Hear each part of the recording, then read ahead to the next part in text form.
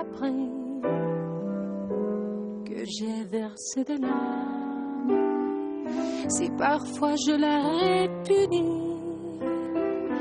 jamais elle me desarme. Et si je préfère la... Bueno, pues nos quedan 24 minutos para llegar a las 12. Tenemos una temperatura, eso, de 25 grados, que es lo que tenemos ahora mismo en el exterior de los estudios. À mon dernier jour, ma dernière compagne, je ne suis jamais seule. Y hoy nos acompaña Jon Hernández. Jon Hernández es miembro de Izquierda Unida Ezker Anitza, es parlamentario y portavoz adjunto del Elkarrekin Podemos. Jon, ¿qué tal, Egunon? Egunon. Bueno, Izquierda Unida, que por cierto, Izquierda Unida Ezker Anitza, que ayer estuvo reunida, y creo que fue usted uno de los integrantes también de la reunión, ¿no? Con Euskal Herria Bildu. Eso es, estuvo Isabel Salud, la coordinadora de Ezker Anitza, nos acompañó también Aisia Garay, que es la responsable institucional de Ezker Anitza, estuve yo mismo, y bueno, por parte de H. Bildu estuvieron Magdalena Iriarte e Iker Casanova, y bueno, tuvimos una reunión interesante, sobre todo pues para intercambiar. Ellos acaban de hacer su primer congreso como H. Bildu, nosotros habíamos hecho en enero nuestra asamblea general también.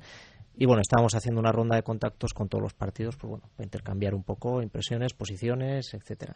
Bueno, impresiones que, al menos lo que he trascendido ya de esa reunión, es que, bueno, podría haber terrenos en los que explorar conjuntamente posibilidades, ¿no? Por ejemplo, cuestiones fiscales, sin ir más lejos. Sí, es algo que ya sabíamos, ¿no? Que de entrada ya se sabía, vamos. Sí, al final, pues somos organizaciones de la izquierda, tenemos nuestras diferencias, especialmente en algunos temas, pero pues bueno, hay temas, y en concreto el de la fiscalidad es uno de esos temas, pues donde es lógico que en la izquierda entre nosotros pues estemos en una misma línea, sintonía, nos entendamos, y bueno, pues ayer sí que ese tema se planteó sobre la mesa, ellos acaban de hacer una propuesta, nosotros llevamos también mucho tiempo hablando de este tema, tanto Ezker Anitza desde antes de las elecciones, y también con la coalición como el Elkarrekin Podemos también hemos planteado las cuestiones de que hace falta una reforma fiscal, y bueno, pues ayer sí comprobamos que efectivamente pues que estamos hablando más o menos de las mismas cosas.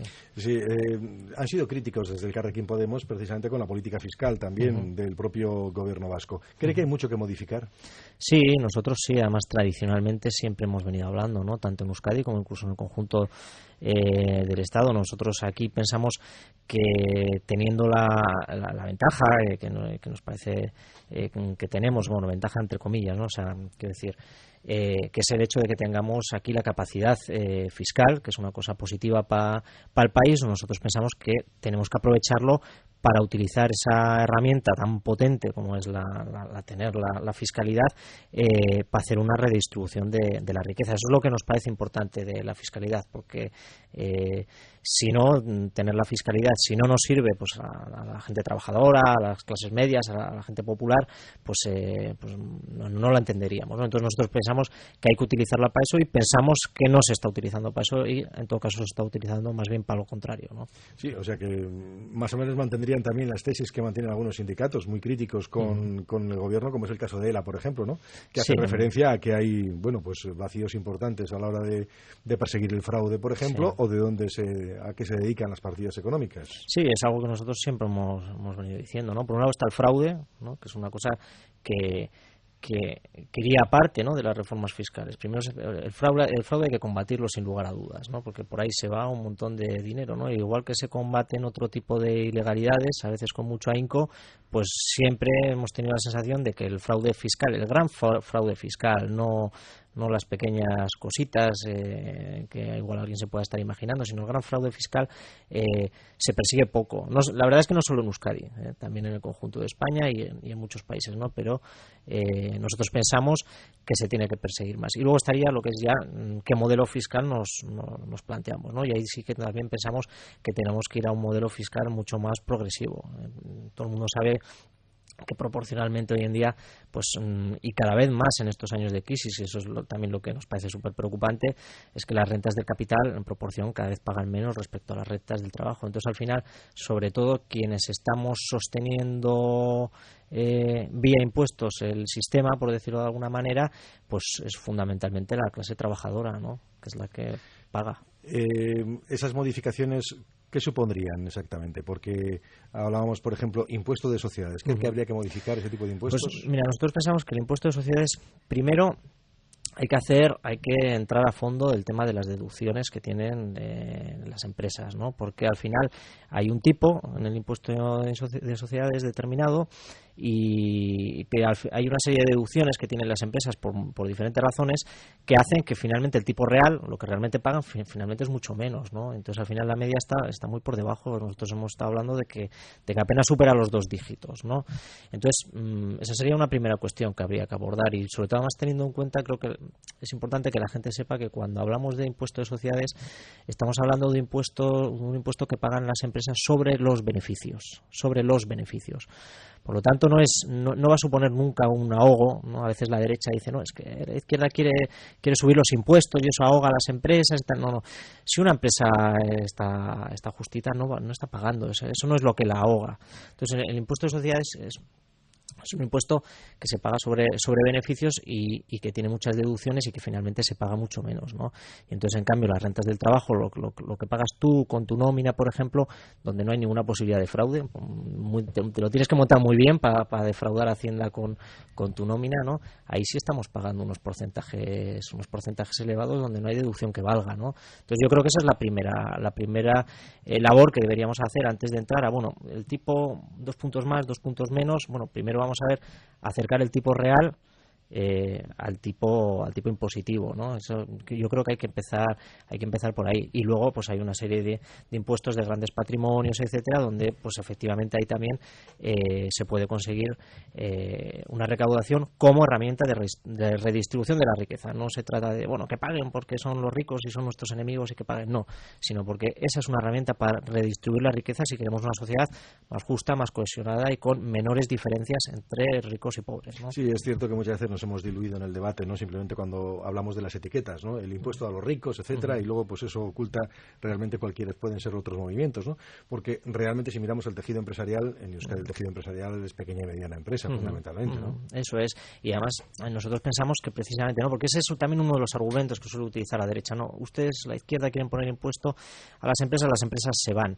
Nosotros lo que pensamos es que tenemos que ser atractivos para las empresas de esa otra manera, que Euskadi sea un referente en tejido industrial, en innovación, en desarrollo, y las empresas que necesitan eso van a venir aquí, porque si el único atractivo es el de pagar pocos impuestos, al final ese tipo de empresas que vas a traer también es ese tipo de empresas de baja calidad, que lo que buscan es el máximo beneficio sin ningún tipo de ética, y ahí luego entra también la cuestión pues de condiciones de trabajo de los trabajadores, etcétera. Entonces, ¿qué modelo de producción queremos? ¿Un modelo de producción de empresas tecnológicas, de empresas potentes, de empresas, o un modelo de empresas que lo que vienen es a ahorrar, exclusivamente a ahorrar, ¿no? Entonces ahí hay dos modelos. Nosotros pues pensamos, primero porque creemos que es más justo, es más una manera de redistribuir la riqueza, y segundo porque efectivamente nos podría llevar a un modelo industrial que a nosotros nos parece desde luego mucho más interesante.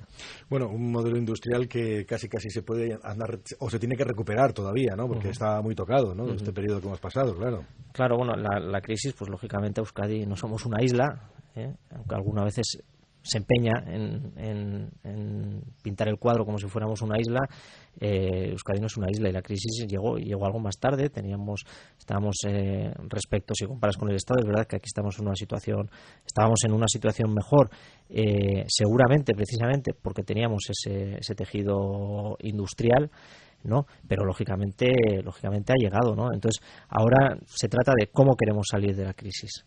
Queremos salir con esa salida antisocial de la crisis que desde determinados organismos internacionales además es la que se ha dictado sobre todo para los países del sur de Europa, que es una salida en precario, de abaratar costes de mano de obra, de rebajar impuestos, es decir, un poco lo mismo que te decía antes, ¿no? ¿Qué modelo? O un modelo de recuperar y ir además a un país que sea un país con una potencia industrial, con una clase trabajadora con unas condiciones dignas, ¿no? Son dos modelos al final. Entonces, ¿por cuál queremos apostar nosotros? Bueno, en estos momentos la crítica no solamente le llega al gobierno vasco por parte del Carrequín Podemos, o en este caso de Izquierda Unida, Izquierda Unida, pues por los aspectos fiscales, ¿no? Hay otras cuestiones.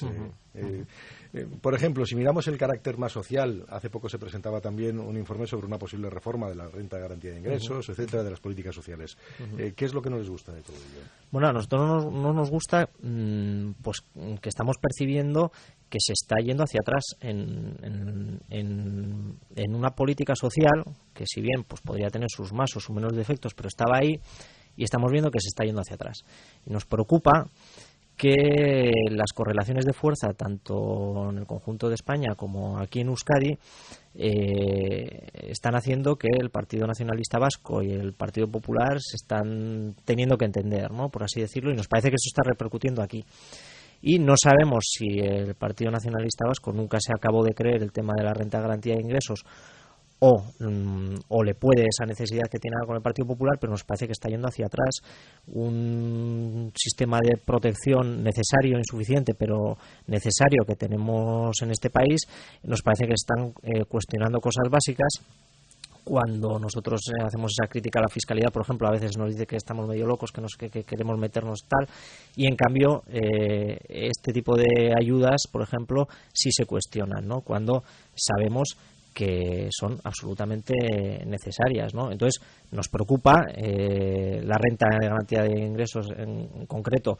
Fue una conquista también que vino después de un movimiento social fuerte hace muchos años. Yo soy joven y no llegué a conocerlo, pero y nos preocupa que se quiera desmontar eso, y esas cosas, como sabemos que no se desmontan de golpe, no va a llegar nunca un consejero y va a decir acabamos con la RGI, acabamos con esto otro, eso nunca pasa, ¿no? Así casi no lo hace ni el Partido Popular, ¿no?, pero las desmontan poco a poco. Entonces nosotros estamos viendo ahora una serie de movimientos que no nos gustan, que nos parecen peligrosos, y nos preocupa porque estamos además en una situación donde hay una parte de la población que sigue pues en una situación de vulnerabilidad importante, y entonces con una tasa de paro por encima del 10%, desmontar este tipo de políticas sociales que a mucha gente le suponen el sobrevivir, pues nos parece muy peligroso.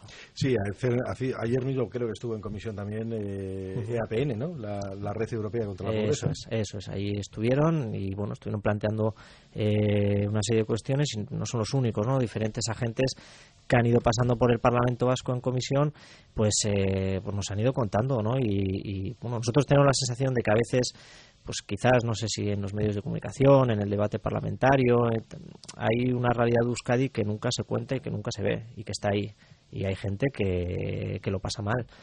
Y a veces nos dicen también, ¿no?, la mejor política social es la política de empleo, ¿no? Eso se lo hemos oído mucho al Partido Popular, y es algo que, por ejemplo, yo milito en el Partido Comunista, y es algo que también siempre hemos dicho, sí, claro, la política de empleo, pero tenemos que tener en cuenta, primero, que ni tenemos un sistema que garantice el empleo a todo el mundo hoy en día, ni hay determinados colectivos que van a poder acceder a empleos.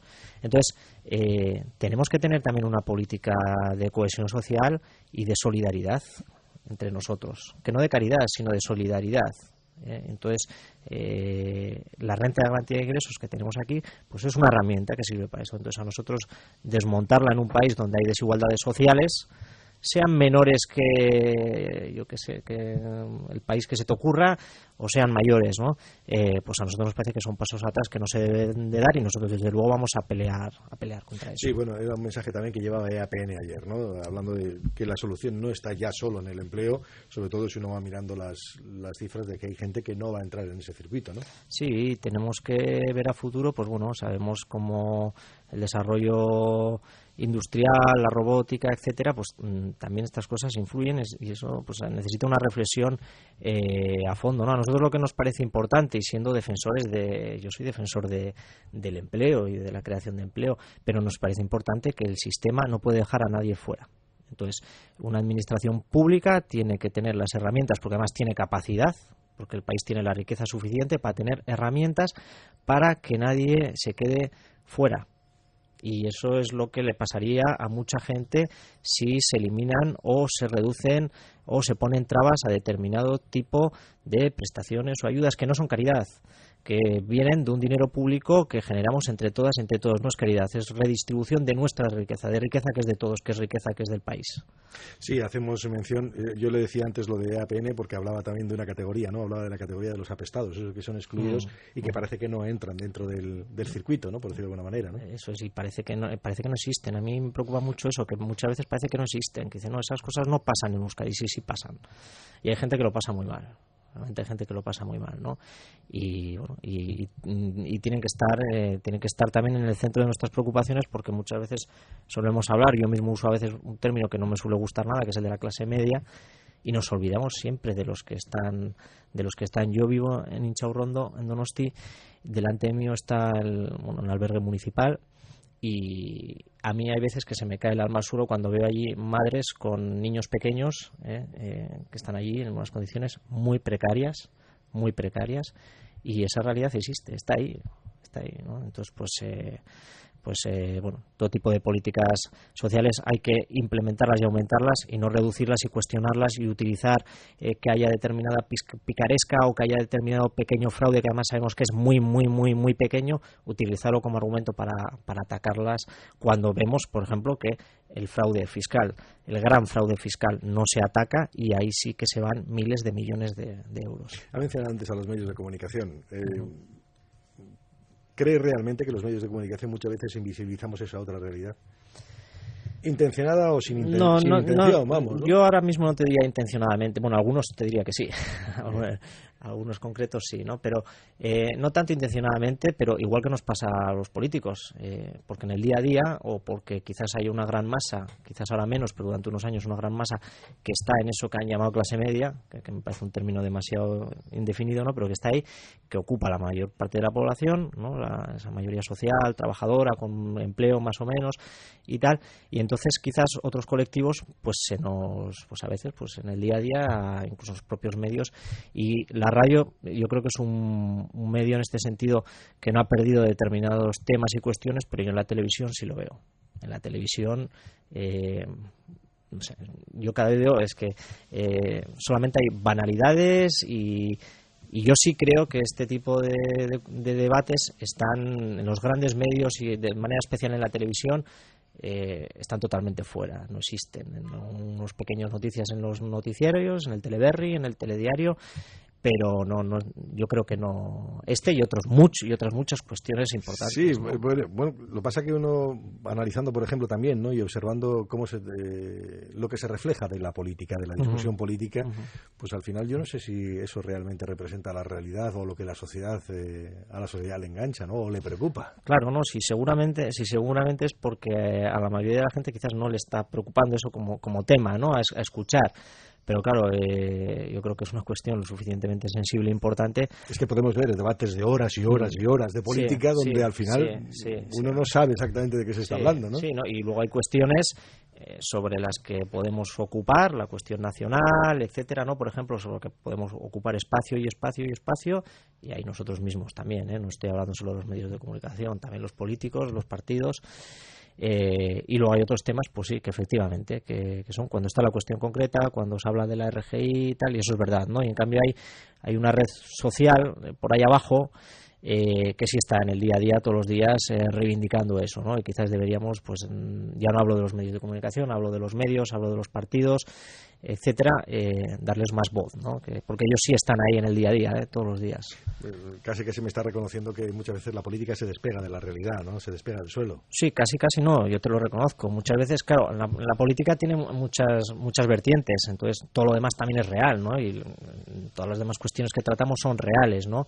Pero a veces el peso, a veces le ponemos peso a debates que son más apasionados, y otros que a mí me preocupan muchísimo, pero pues parece que por lo que sea tienen menos pasión, y pues sí, muchas veces... Sí, ayer mismo estábamos aquí hablando con la responsable del Euskobarómetro, pero podría coincidir con el Euskobarómetro, ¿no? Si vemos los problemas y los problemas de la sociedad, muchas veces no tienen nada que ver ni con lo que reflejamos los medios, ni con lo que escuchamos. Claro. ¿no? Hombre, a mí sí que hay una cosa que yo sigo viendo que no, que es el empleo sigue siendo un tema central durante muchos años. La economía, la situación de las familias. Pero el empleo concretamente, ¿no? O sea, el trabajo y la situación económica. Durante muchos años nos han dicho aquello de que no éramos clase trabajadora, y yo sigo viendo claro, que la cuestión del trabajo es central, porque la gente necesita vivir, ¿no? Necesita medios para vivir, ¿no? Entonces, pues bueno, sí es verdad que los políticos tenemos que hacer esfuerzos por estar centrados en la realidad